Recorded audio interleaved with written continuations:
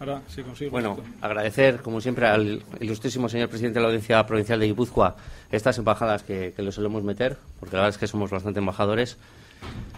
Siempre le emplumamos deprisa y corriendo. Y, como siempre, muchas gracias por hacernos partícipes de tu saber. Gracias. Muchas gracias a ti por la invitación, a la organización también por la misma invitación. Y para mí no es ningún embolado. El embolado, en definitiva, siempre es para el que escucha, que puede ser consciente de que en una hora que es quizás complicada se le somete a un bombardeo de información que no es capaz de digerir. Pero, dicho esto, lo que pretendo, ayudándome lógicamente con el PowerPoint, muy visual y con muchos colores, lo que pretendo es hacer una reflexión sobre el tema de los incendios desde el punto de vista de la responsabilidad jurídica, que lógicamente es lo único que justifica mi presencia en este lugar. Y hacer una reflexión fundamentalmente en tres planos. Uno, que tiene que ver con la prueba pericial, porque las resoluciones judiciales y las decisiones judiciales siempre se fundamentan en hechos, y para llegar a los hechos hay que articular prueba y hay que analizar la prueba y hay que, por tanto, constatar qué elementos tienen que estar presentes para que la prueba sea suficiente para acreditar determinados hechos. A partir, el segundo plano sería el análisis puramente jurídico, que intentaré ser muy liviano en la exposición, únicamente para señalar aquellos elementos clave que tienen que estar presentes cuando hablamos de una responsabilidad jurídica, sobre todo cuando hablamos de una responsabilidad jurídico-penal por delito de incendios. Y que también interesa analizarlo también conectándolo, si es posible, con el elemento pericial, con el elemento probatorio, porque si uno sabe exactamente qué elementos o qué claves tienen que estar presentes para poder concluir que hay una responsabilidad jurídica, que hay un delito, que hay una infracción penal, para hablar en términos más generales, puede, evidentemente, articular, puede saber qué elementos hay que buscar, qué elementos hay que analizar, qué elementos hay que examinar para, en cierta manera, colocar encima de la mesa una petición de responsabilidad jurídica.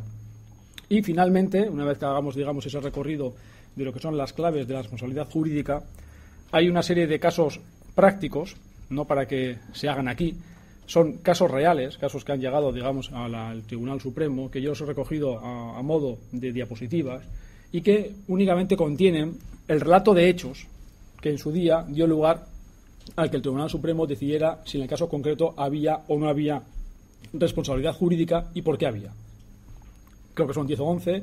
Soy consciente que no vamos a analizar, no sé si alguno de ellos, pero sí que quería, por lo menos, poneros a disposición de todos vosotros, y perdonad que os tutee, pero es como más familiar. A mí no me importa que me tuteen en estos ámbitos, digamos, de reflexión universitarios, pues tenerlo para que los vierais y, en cierta manera, pudierais analizar qué elementos suelen estar presentes cuando se plantea una responsabilidad jurídica por razón de función pericial.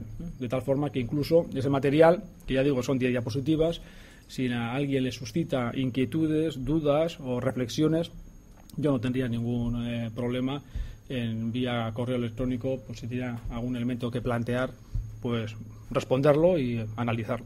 Es una invitación a poder analizar lo que se diga aquí desde la perspectiva quizás más serena, más reflexiva, que conlleva el poder examinar con tranquilidad en casa una serie de casos prácticos y ver si efectivamente lo que estamos aquí diciendo tiene algún tipo de presencia en esos casos, qué presencia tiene y de qué manera.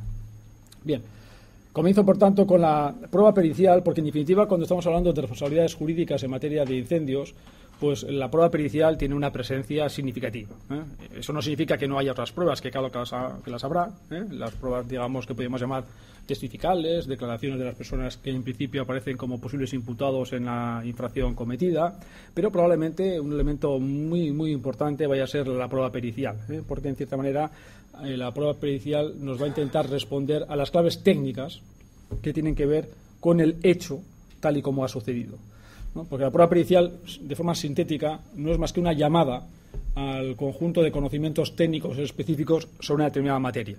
Si en un proceso determinado se está planteando una cuestión sobre la posible responsabilidad jurídica en un incendio, la prueba pericial es la llamada que hace el juez o tribunal, de oficio o a instancia, digamos, de cualquiera de las partes, para que un experto en la materia pueda aportar a ese procedimiento conocimientos técnicos o científicos sobre esa materia. Conocimientos técnicos o científicos que se consideran que son importantes, que son necesarios para poder deslindar qué ocurrió, cómo ocurrió y a quién es atribuible lo que ocurrió. Estas serían, digamos, las tres grandes preguntas. Probablemente la prueba pericial responda a las dos primeras y nos pueda conducir a la tercera. Y entonces lo que se trata en definitiva es aportar información. Un juicio, un procedimiento, es como un escenario en el que se aporta mucha información, para que a partir de esa información se puedan llegar inicialmente a posiciones de las partes, hipótesis acusatoria, hipótesis exculpatoria, y al final a una decisión de un juez o tribunal que fundamente o bien una declaración de culpabilidad o bien una declaración de inocencia. Bien, en lo que es, digamos, la combinación o la relación que hay entre peritos y jueces, es una relación, digamos, que teóricamente parece que está muy bien resuelta, que todo el mundo tiene claro cuál es el papel y la función que ejerce, y que en cambio en la realidad práctica, en el día a día, no es tan clara. Y no es tan clara en el sentido de que en muchas ocasiones estamos asistiendo, y esta es una reflexión, digamos, autocrítica, a, digamos, pocas valoraciones judiciales de dictámenes periciales. Es como si de repente en un momento determinado la prueba pericial, como es una prueba de expertos, que la es evidentemente, pues significa que esa materia la decide el experto. Y como la decide el experto, el juez lo que hace es acepta lo que le dice el experto. Y esto evidentemente no es así, o no debe ser así. La función del perito no es decidir, no es resolver, la función del perito es aportar conocimiento científico sobre una materia. Y la función del juez es decidir a partir de esa información, combinándola en su caso con otros elementos informativos que pueden proceder de otras pruebas, periciales o no. Bien, este es lo que se trata de explicar en esta diapositiva. Entonces diríamos que en la relación entre perito y juez hay tres planos. El primer plano es el plano de la interpretación de los datos relevantes, evidentemente, para el caso concreto.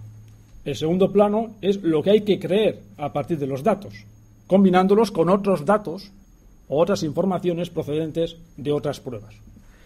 Y el tercer elemento es qué hay que decidir a partir de lo que hay que creer. Estas serían las tres cuestiones, donde se produce una relación, una interrelación entre peritos y jueces. El primer plano, el de la interpretación de los datos, es el plano estrictamente pericial. Esa es la función del dictamen pericial, interpretar los datos de la realidad a partir de determinadas claves de validez científica, la de la ciencia, la de la técnica, que informa o que conlleva su llamada al proceso.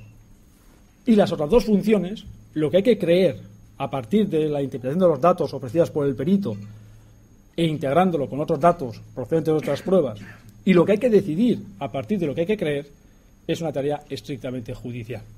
Y esto es importante tener claro, esta separación de planos, porque también en la propia elaboración del dictamen pericial o en la propia exposición o explicación del informe pericial puede ocurrir que un perito transite de la interpretación de los datos a la faceta de lo que hay que creer o lo que hay que decidir. Y la función del perito no es esa. Y por tanto es importante a la hora de estructurar incluso la aportación pericial y el dictamen pericial, tener claro cuál es el ámbito de conocimiento del perito, cuáles son por tanto los límites de su actuación y a partir de eso ser, como luego veremos, lo más exquisito posible en dos planos. En el fundamento científico, lo que está diciendo, científico o técnico, porque si a un experto se le llama es porque se entiende que tiene conocimientos técnicos o científicos sobre una materia y por tanto tiene que ser capaz, lógicamente, de explicar esa materia en clave científica, pero también de una forma y manera que sea comprensible para el no científico. Y esto también es otra situación muy importante.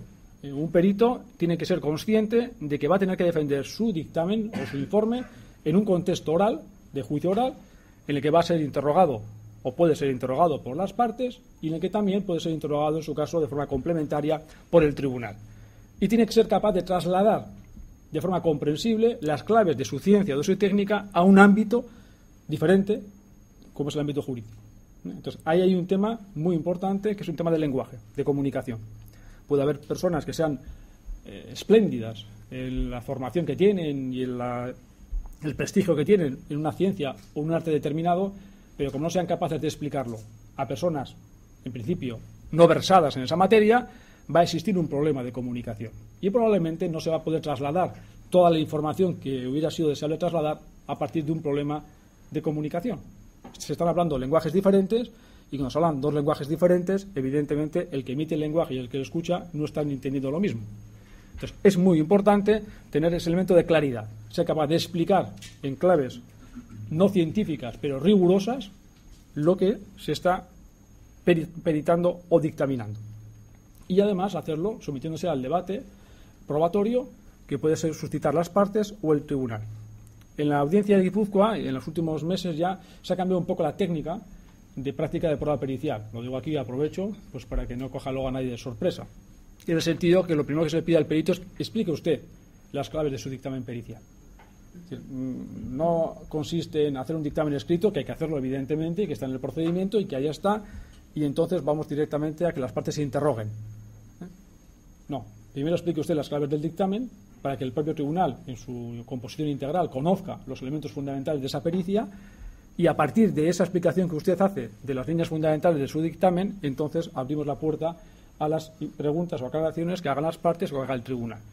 Es una forma también de, por una parte, obligar al perito a ser capaz de explicar de una forma comprensible las líneas maestras de su dictamen, sabiendo que el documento que recoge el dictamen está en el procedimiento, y a partir de eso también una posibilidad de que el tribunal en su integridad, no solo el ponente sino todos los miembros del tribunal, conozcan los elementos fundamentales de ese dictamen y a partir de ahí den todo el sentido posible a las preguntas que se pueden llegar a formular. Y este planteamiento sorprende. Muchas veces sorprende. Cuando al perito se le pregunta, bueno, explique usted las claves o las líneas fundamentales de su dictamen, se queda diciendo, ¿qué? ¿Qué tengo que hacer? No tengo que esperar a las preguntas. Bueno, entonces eso en definitiva significa que en cierta manera, de alguna forma, y a partir de prácticas más o menos rutinarias y de una forma de dejación por parte de todos de lo que es en definitiva la centralidad del juicio oral, se ha podido llegar, digamos, y se llega al escenario en el que el dictamen escrito está ahí. Bueno, ahí lo tienen ustedes a su disposición, que las preguntas, que las partes digan alguna pregunta si quieren realizar, y luego los problemas que se plantean de comprensión del dictamen ya solventará el tribunal cuando tenga que tomar su decisión o su sentencia, y entonces a ver cómo lo hace. Bueno, la idea es diferente. Usted explique las claves y vamos a ver si las comprendemos, y desde esa comprensión vamos a ver si efectivamente podemos llegar a obtener toda la información. Por tanto, el perito nos tiene que indicar, nos tiene que interpretar los datos a partir de sus elementos periciales o técnicos. Nos tiene que decir qué significa esto. Estos elementos que aparecen en lo que suele llamarse, digamos, lugar de los hechos, escenario del crimen, me da igual los nombres, estos elementos, estos vestigios que son captados, que son analizados, ¿qué significan? Esa es su función. Diga qué significan. A partir de ahí, la función judicial será la segunda. Lo que hay que creer. Claro, lo que hay que creer no significa que la decisión del juez aquí tenga que ser un acto de fe. Tiene que ser un acto de convicción racional. Entonces, esto lo que hay que creer es lo que hay que creer analizando racionalmente, con argumentos, no solo los datos tal y como han sido interpretados por los peritos o por los plurales peritos, sino también conectándolos con los datos que han podido provenir de elementos documentales, de declaración de las personas acusadas, de los testigos, etcétera, etcétera. O sea, que hay una labor que suele llamarse de evaluación conjunta de la prueba, ¿no? De análisis conjunto de todo el cuadro probatorio para, en cierta manera, llegar a lo que hay que creer, a lo que el juez del tribunal, de forma argumentada, de forma razonada, indica que hay que creer. Pero claro, ahí no termina la función. Ahí empieza la función judicial, después de la pericial, y llega la última, lo que hay que decidir, a partir de lo que hay que creer. Claro, ¿por qué esta disección entre lo que hay que creer y lo que hay que decidir? Porque el sistema jurídico no exige lo mismo según dónde estemos. Me explico. El sistema jurídico, cuando lo que está exigiendo es responsabilidades penales o criminales, está en el máximo nivel de exigencia. Y exige más para declarar probados algunos hechos que incriminan que lo que puede exigir, por ejemplo, ese mismo sistema jurídico cuando se trata de hechos que no incriminan, sino que exculpan, o lo que puede exigir el sistema jurídico cuando no estamos en el ámbito de la responsabilidad penal o criminal, sino que estamos en el ámbito de la responsabilidad civil, donde tenemos que decidir si hay un daño injusto, quién repara ese daño injusto. Entonces, los criterios, digamos, de certeza de lo que hay que decir no son los mismos. ¿Por qué? Por la fuerza, digamos, considerable que tiene en nuestro ordenamiento jurídico el derecho a la presunción de inocencia. Ese derecho a presunción de inocencia, ese derecho, en definitiva, a que uno es inocente mientras un tribunal no declare su culpabilidad, tiene tal nivel de exigencia o de fuerza que exige, para declarar probado un hecho que incrimine, un elemento, digamos, de certeza, de certidumbre, mucho más fuerte, mucho más intenso que el que, por ejemplo, se puede exigir cuando tenemos que decidir en el orden civil si alguien responde o no responde de la obligación de reparar un daño injusto. Y esto, por ejemplo, lo podemos visualizar de una forma muy clara en el juicio conjurado. En el juicio conjurado, si alguno de vosotros ha tenido ocasión de participar, no sé si como jurado o como profesional, como testigo, se dará cuenta que la ley, cuando establece en definitiva, le dice al jurado cuántos votos hace falta para declarar probado un hecho, pues van a ser diferentes el número de votos según el hecho sea inculpatorio, incriminatorio, favorable o desfavorable, mejor dicho, para el acusado, o el hecho sea exculpatorio o favorable para el acusado. Entre los 9 ciudadanos que integran el tribunal de jurado, para que el tribunal de jurado entienda que un hecho que incrimina, que por tanto es desfavorable para el acusado, sea aprobado, le hace falta un mínimo de 7 votos. 7, 8 o unanimidad. Mientras que, en cambio, para declarar probado un hecho que exculpa, que atenúa, le hace falta 5 votos. Entonces, hay, de una forma incluso visual, numérica, se ve clarísimamente la diferente significación que el sistema jurídico da a lo que hay que decidir, cuando lo que hay que decidir inculpa o exculpa. Por tanto, en lo que hay que decidir también el juez o tribunal tiene que respetar los estándares de prueba. Es decir, tiene que respetar el contenido que el derecho a la presunción de inocencia tiene.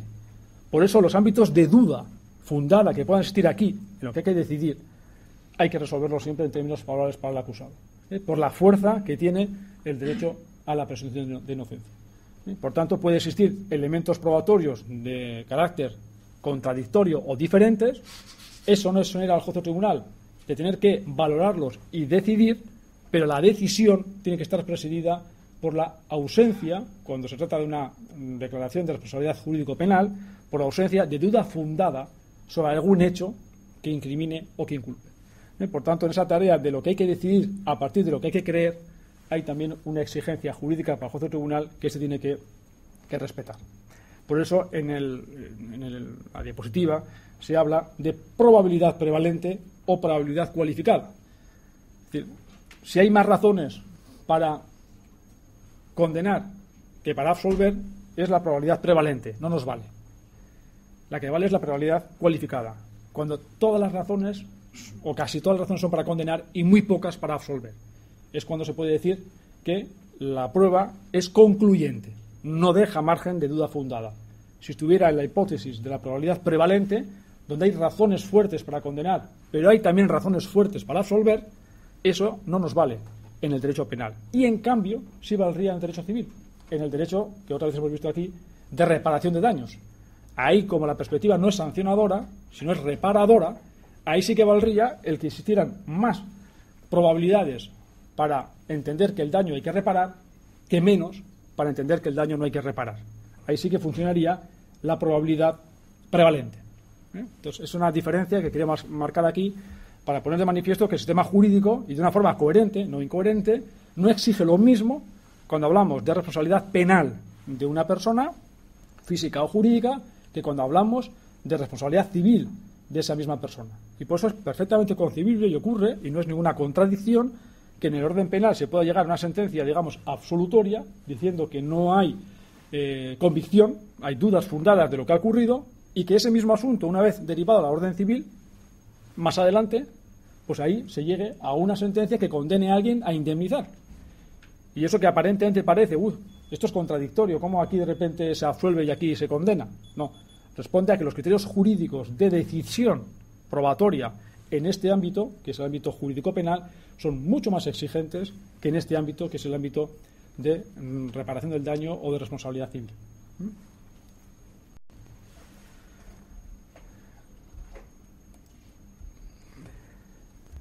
Bien, ahora llega la impericia, que es la mía.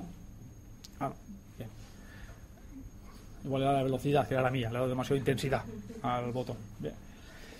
Bien, siguiendo con la prueba pericial, entonces, decía antes que la presencia del perito en el procedimiento va a tener, digamos, como dos vertientes.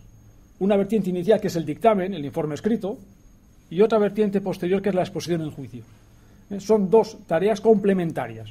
Evidentemente que la segunda descansa sobre la primera, pero las dos son necesarias. Entonces, en la fase inicial, en el dictamen tiene que ser, digamos, tiene que responder a criterios de validez científica, metodológica, que todo el mundo admite. Y fundamentalmente son premisas, método y conclusiones. Eso tiene que estar en un dictamen pericial. Premisas, punto de partida. ¿De dónde parte usted? ¿De qué datos de información parte usted? Antes decíamos que la pericia es interpretar datos. Bueno, tienen que estar los datos. ¿Cuáles son los datos de los que usted parte? ¿Y por qué parte de esos datos? ¿Cuál es su fuente de información? ¿Es un documento? ¿Es la declaración de fulanito? ¿Es esta apreciación de no sé quién? Eso tiene que figurar. La premisa. ¿Cuál es la premisa y de dónde parte la premisa? Si ahí ya empezamos digamos, de una forma equívoca, si no aparecen las premisas, o aparecen las premisas, pero resulta que no sabemos exactamente cuál es la fuente de origen de esa premisa, ocurre como un edificio. Los cimientos están ya endebles. Ya tenemos ya una entrada mala. Ya tenemos unos cimientos muy débiles. Y, por tanto, probablemente ese dictamen ya esté cojo, digamos, de calidad científica. Pero una vez que hemos fijado las premisas, y las hemos hecho de forma clara, porque también esas premisas pueden ser cuestionadas en juicio, y por tanto es importante, lógicamente, que sepamos cuál es el origen de esas premisas, viene el método. Es decir, cada ciencia tiene evidentemente su método, tiene sus criterios de validez científica. Bueno, hay que exponerlos. Mire, esta prueba se ha llevado a cabo conforme a esta metodología y con estos criterios de validez científica. O conforme a esta otra metodología y con estos criterios de validez científica. También, evidentemente, hay que explicitarlo porque también pueden ser cuestionados. Y finalmente, las conclusiones. Es decir, que de las premisas y a partir del método empleado se infieran las conclusiones. Que haya una coherencia, lógicamente. Si las conclusiones no tienen relación ninguna con las premisas o tampoco tienen conexión ninguna con el método, pues tenemos un problema, digamos, severo de credibilidad científica del dictamen. También tienen que estar las conclusiones de forma clara, diáfana, y que se vea en definitiva cuál es el análisis que lleva el perito a partir de las premisas y utilizando ese método a obtener esas conclusiones. Entonces, esas son, digamos, la estructura de un dictamen pericial, la estructura, digamos, metodológica de un dictamen pericial, cualquiera que sea el ámbito, digamos, científico en el que se desenvuelva.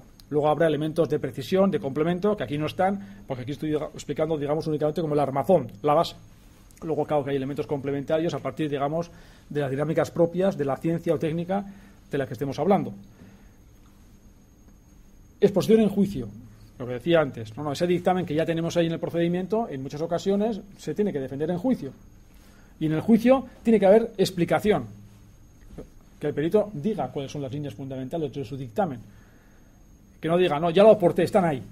Me ratifico en lo que presenté.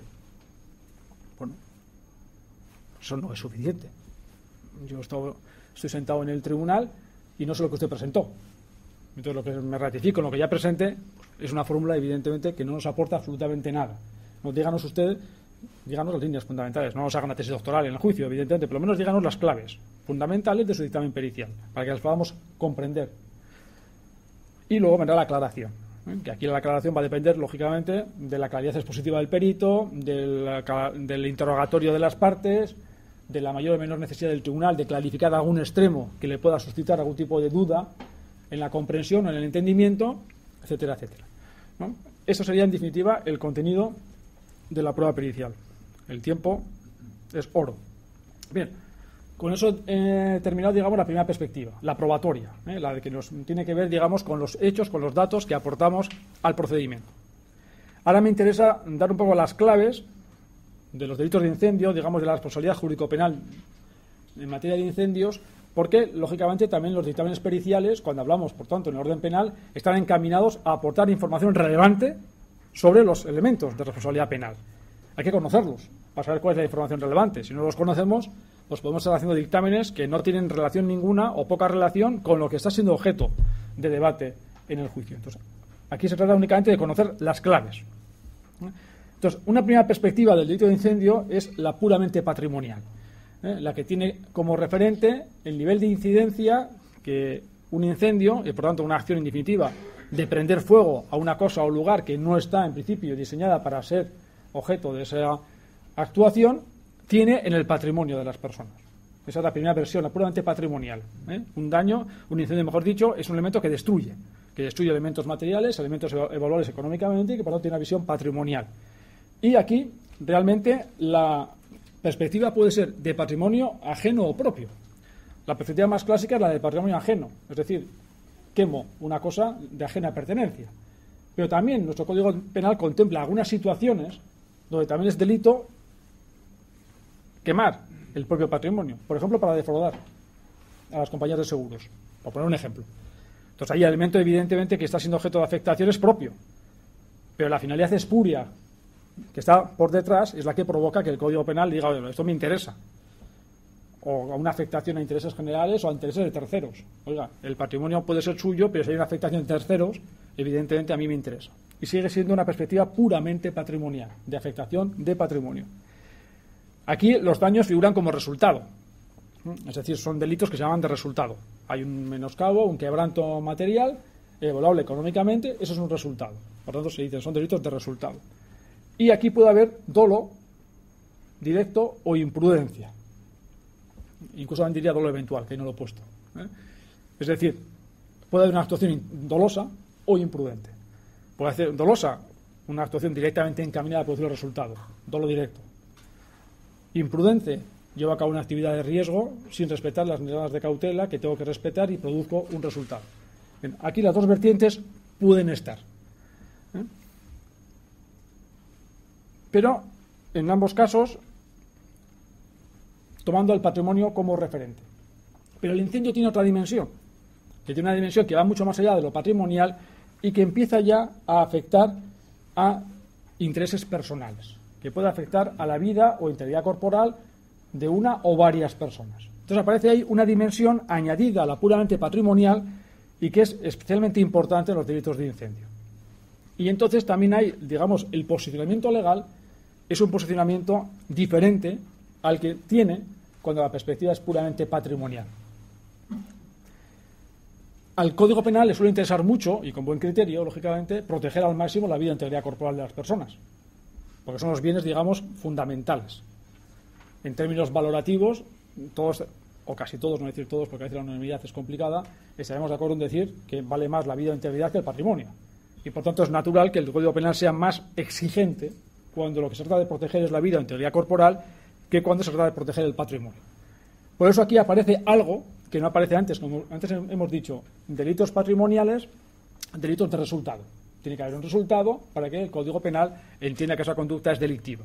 Bien, aquí aparece un concepto que cada vez tiene más presencia en el derecho penal, que es el concepto de peligro. Por tanto, ya el derecho penal no solo va a intervenir cuando hay un resultado, sino también cuando hay un peligro. Y el peligro puede tener estas tres perspectivas: abstracto, concreto, abstracto-concreto. Y aquí voy a intentar diferenciar los tres planos, siendo conscientes de que esto es como muy técnico. Y voy a hacer uso, digamos, de un equipo de fútbol, o de un partido de fútbol, que igual vale más. Por lo menos a unos les gustará, a otros menos, y a unos lo odiarán. Pero bueno, vale el ejemplo. Bien, si yo, por ejemplo, soy consciente de que me enfrento a un equipo que es superior a mí, probablemente, aparte de otras técnicas, probablemente lo que intente es que el campo de juego se minimice, quede en su mínima expresión. Yo quiero proteger mi portería. Y la forma de protegerla, ¿cuál es? Colocando la defensa muy adelante, muy lejos de la portería. Bien, eso es el peligro abstracto. Es tan importante en la vida o integridad corporal que el legislador adelanta, lo que suele decir, las barreras, adelanta la defensa y la coloca muy adelantada. De tal forma que basta con que la acción sea peligrosa, aunque en el caso concreto no haya generado peligro, para decir hay delito. Entonces el discurso no es ¿se ha creado un peligro en el caso concreto? No. El discurso es ¿esa acción tiene los elementos de peligrosidad que el legislador entiende que tienen que estar presentes para ser peligrosa? ¿Sí o no? Si es sí, peligro abstracto. Entonces se ha adelantado la defensa al máximo. Pero puede ser también que la defensa la adelantemos, pero no al máximo, sino que la dejemos en la mitad, entre nuestra portería y la mitad del campo. Peligro abstracto concreto. Entonces, seguimos sin exigir que en el caso concreto se demuestre que ha habido peligro, pero aquí lo que se va a exigir es que la acción sea idónea para crear un peligro. Entonces, es algo más que peligro abstracto, no basta que la acción sea peligrosa, sino que además tiene que en el caso concreto ser idónea para causar un peligro, pero es algo menos que el peligro concreto, porque no voy a exigir que en el caso concreto se haya creado un peligro. Y el peligro concreto sería cuando la defensa la tenemos pegada a la portería, antes del resultado. El resultado es el gol. Entonces, antes del gol, pues la defensa está ahí prácticamente delante del portero, y peligro concreto, cuando en el caso concreto se ha quedado un riesgo específico de producir el resultado. Se está, por tanto, pegando al resultado. Bueno, peligro concreto. Bueno, pues estas son, digamos, las tres perspectivas que el Código Penal, en principio, puede tener cuando habla de delitos de incendio con riesgo para personas, para vida o integridad corporal. ¿Y cuál de las tres ha elegido nuestro legislador? La del medio. Y por tanto, el legislador, en aquellos casos en los cuales el incendio, además de causar daños patrimoniales, era idóneo para crear un peligro para la vida o integridad corporal de las personas, ha dicho, aquí la sanción mayor. Porque no solo voy a proteger el patrimonio, los resultados, sino que también quiero proteger la vida e integridad corporal de las personas. Por eso, cuando hemos asistido últimamente a incendios, lógicamente el análisis del probatorio no solo tiene que tener como elemento de acercamiento los elementos patrimoniales, que también los tiene que tener evidentemente, sino también todos aquellos datos informativos que pongan de manifiesto que en el momento en el cual se produjo el incendio, la acción era idónea para causar un peligro para la vida e integridad corporal de las personas. Es decir, que si yo evidentemente incendio, aunque no tenga mi voluntad no sea directamente encaminada a quemar a alguien, pero incendio una vivienda habitada, evidentemente me voy a encontrar con que no solo, lógicamente, puede existir una afectación patrimonial, porque el fuego destroza X elementos patrimoniales, sino que además, probablemente o seguramente, esa acción es idónea para causar un peligro, cuanto menos para la integridad corporal o la integridad de las personas que están ocupando ese edificio o el edificio colindante. Y si lógicamente hay que evacuarlas porque resulta que hay que evitar el contexto riesgo de asfixia o de distribución, ¿cómo es la palabra? No es distribución del fuego, hombre, no, propagación, ya está, del fuego, pues evidentemente esos elementos los tengo que tener en cuenta, plasmarlos, ser muy definido en la información sobre esa materia. Porque en ese caso concreto estaremos hablando de una modalidad de incendio especialmente importante, que es la que tiene como referencia, y de ahí la perspectiva pluripersonal, el riesgo para la vida o integridad corporal, que puede ser de un colectivo de personas más o menos definido, o que puede ser de un colectivo más difuso. Dependerá evidentemente del caso concreto, de las dimensiones del incendio y de las características de la acción implementada. Pero lo que me interesa es que quede claro que la perspectiva del Código Penal en materia de incendios no solo es la patrimonial, sino también la personal. Y la personal tiene además el elemento de que se contempla desde la perspectiva del peligro. Y ahí aparece esa palabrota del dolo eventual, porque esto es muy habitual. Es decir, bien, yo puedo tener la intención, la voluntad directa de quemar algo, de quemar, por ejemplo, no sé, la entrada de un edificio. Bien, respecto a ese resultado es el que yo quiero quemar la entrada del edificio, por las razones que sea. Entonces ahí clarísimamente diríamos, hay un dolo directo. Mi voluntad va directamente encaminada a producir un resultado determinado. Ahora bien, se podría decir, no, mi intención no va dirigida a generar daños o riesgos para terceros. Por tanto, no tengo una voluntad directamente encaminada hacia ello. Pero sí que soy consciente del altísimo riesgo de que la propagación del fuego genere un peligro o incluso un resultado para terceros. Y ahí aparece esa palabra que es el dolo eventual, que también es otra forma de dolo. Es decir, no solo hay dolo cuando yo directamente voy a dirigir mi acción a un resultado, no, sino también cuando soy consciente, cuando desarrollo la acción o la conducta, del altísimo riesgo de que se produzca un resultado y actúo con indiferencia, porque ejecuto la acción. Entonces, esa es una modalidad de dolo que se llama dolo eventual. Y sigue siendo dolo, a diferencia de la imprudencia, que sea otra cosa, cuando, evidentemente, yo no sea consciente del altísimo riesgo, el riesgo sea menos definido y yo lo que actúe sea de una forma negligente o poco cuidadosa al desempeñar una acción. Pero en los delitos que estamos hablando ahora es muy habitual encontrarse con que hay un dolo directo respecto al resultado patrimonial y un dolo eventual respecto al peligro para la vida e integridad corporal de terceros. Bueno, no hay problema ninguno. Sigue existiendo el tipo delictivo porque el dolo eventual es una forma de dolo.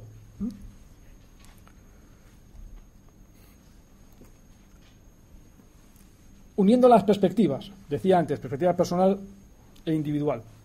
Puede ocurrir, y ocurre, que ese riesgo que se ha creado para la vida o integridad corporal de terceros se plasme en un resultado, que al final haya habido resultados. Entonces tendremos que diferenciar esos tres planos. Si el resultado producido es una plasmación de todo el peligro causado, por poner un ejemplo, en el edificio vivían 2 personas y las 2 personas resultaron quemadas. Bueno, en ese caso concreto, el peligro para la integridad corporal se plasmó en el resultado. Es decir, que el resultado es una plasmación del peligro. Bueno, en ese caso concreto lo que habrá será un delito de resultado. De lesiones, de homicidio, vamos a ver, eso no voy a entrar en esa disquisición. Pero habrá un delito de resultado que tenga como referente el menoscabo de la integridad corporal de alguien. Pero puede ocurrir que el peligro, por ejemplo, haya abarcado a 5 o 6 personas y en cambio las lesionadas hayan sido 2. Entonces diremos, parte del peligro se ha plasmado en el resultado. Entonces habría 2 delitos. El delito de riesgo y además el delito de resultado. Porque ha habido más riesgo que resultado. Y aquí vuelve a aparecer el dolo directo y el eventual. Esto es algo que permanentemente va a estar presente. Hay dolo tanto cuando la voluntad del sujeto va directamente encaminada a producir el resultado, como cuando el sujeto es consciente del altísimo riesgo que su acción genera para la vida e integridad corporal y aun y todo actúa con indiferencia. Actúa. Y eso sería, digamos, como el último diapositiva, digamos, antes de los casos, que está claro que no me va a dar tiempo a ver ninguno. Pero bueno, si os da tiempo luego a verlo y con lo que aquí he expuesto podéis ver las claves, perfecto. Bien, aquí es un intento de ver el tema desde el punto de vista de las víctimas y ver cómo, evidentemente, hasta ahora hemos visto el incendio desde la perspectiva del responsable, pero también en la perspectiva de las víctimas, ¿no? Y las víctimas van a responder a alguna de estas categorías. Van a ser víctimas individuales, colectivas, difusas, va a depender un poco de la dinámica de la acción, pero a mí me interesa, en este caso concreto, las profesionales. Y me interesan las profesionales porque hay un debate muy fuerte que ha dado lugar, digamos, a 2 o 3 sentencias del Tribunal Supremo que yo no las veo muy claras y que es un punto problemático. Es el tema de las lesiones o muerte causadas a profesionales que han ido, digamos, a sofocar el incendio. Y por tanto, si efectivamente puede existir una responsabilidad jurídica del autor del incendio respecto a esos resultados. No los producidos, digamos, por acción del fuego respecto a las personas que ocupaban un inmueble, por un ejemplo, o que estaban en un paraje en el monte, sino los resultados producidos a personas que profesionalmente han intervenido en la acción de salvamento y de sofoco del incendio. Personas que pueden ser profesionales, en sentido estricto, orgánico del término, o que, según en qué legislación estemos, pueden ser personas que han tenido una formación en esta materia y que desempeñen esta función, aunque no sean estrictamente, digamos, profesionales.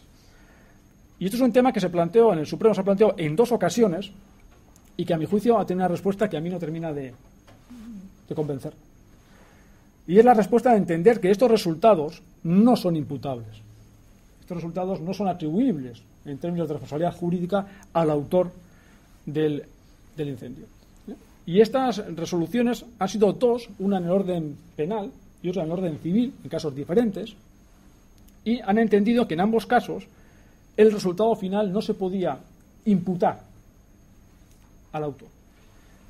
Que aunque había una vinculación clara de causalidad, que se llamase, hay un vínculo de causalidad, porque evidentemente si no llega a haber incendio no hay resultado lesivo o muerte, entendía que el derecho exige, y es cierto, una imputación objetiva, exige que el resultado sea plasmación del riesgo creado por la acción, y entendía, a mi juicio de una forma que yo no termino de verlo, entendía que ese riesgo creado por la acción del incendio no se plasmaba en el resultado sufrido por el profesional, porque la actuación del profesional no estaba vinculada jurídicamente con la conducta del autor.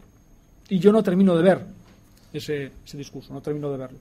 Entiendo que según qué dinámica se nos encontremos, en muchas ocasiones la acción, digamos, de prender fuego con un altísimo riesgo de propagación trae consigo, evidentemente, la necesidad de que la comunidad, a través de sus elementos profesionales, intervenga para evitar que se produzcan resultados o para minimizar los resultados que se pueden llegar a producir. y que esas actuaciones entran dentro de lo previsible, digamos, para el autor del incendio, y que, consecuentemente, no es un resultado que esté al margen total y absolutamente de la acción, digamos, de prender fuego, de la acción del incendio. Sin embargo, ya digo que hay 2 sentencias, una en orden penal respecto a un incendio, creo que fue en Guadalajara, de un monte, haciendo fuego a una barbacoa, es uno de los casos que tenéis ahí, y de repente, bueno, pues se prendió fuego, el fuego se extendió porque las condiciones climatológicas eran muy definidas, con viento, aquello empezó a adquirir unas dimensiones pavorosas y en la acción de sofocación del incendio, pues creo que fallecieron 5 o 6 personas. 13, bueno, fue 13, 13 personas. Mi memoria ha sido bastante peor, 13 personas. Y la otra es un caso ya diferente, que es un bombero que interviene en una acción de salvamento en un fuego de un edificio y fallece. Y ahí también se planteó ya no una responsabilidad penal, sino una responsabilidad civil derivada, digamos, de ese fallecimiento, y el Supremo vuelve a decir que ese resultado no es objetivamente imputable a la acción inicial, al incendio, y consecuentemente no hay derecho, digamos, a exigir, o no hay una responsabilidad jurídica. Bueno, yo lo he traído aquí porque evidentemente es un caso específico, porque aquí evidentemente hay muchos profesionales que trabajan en muchas vertientes en materia de emergencias o de actuación en incendios, y por lo menos quería que trasladarles, digamos, que digamos, son las líneas jurídicas que hay ahora, y que es un tema, solo hay 2 sentencias, discutible, que ahora tiene este plano, esta plasmación, pero que bueno, que habría que darle, digamos, muchas vueltas, porque creo que hay muchos, digamos, flecos sueltos en esa elaboración. Y ya voy a terminar ya. Estos serían, digamos, el modelo de casos prácticos, que he puesto ahí, que están en las diapositivas. Son 11 y tienen como referente únicamente hechos probados de sentencias del Tribunal Supremo. Pronto son casos judiciales que han llegado al Tribunal Supremo, y me gustaría, bueno, al que le interese, una invitación a poder, digamos, verlos desde la perspectiva que hemos realizado aquí, de análisis, digamos, de responsabilidades jurídicas, y ya vuelvo a insistir que si alguien tiene alguna inquietud especial o algún caso le plantea algún tipo de reflexión o comentario o duda, lo que quiera, bueno, pues yo estoy a su disposición para poder, en cierta manera, pues darle mi opinión o orientarle para que pida otras opiniones o otras reflexiones.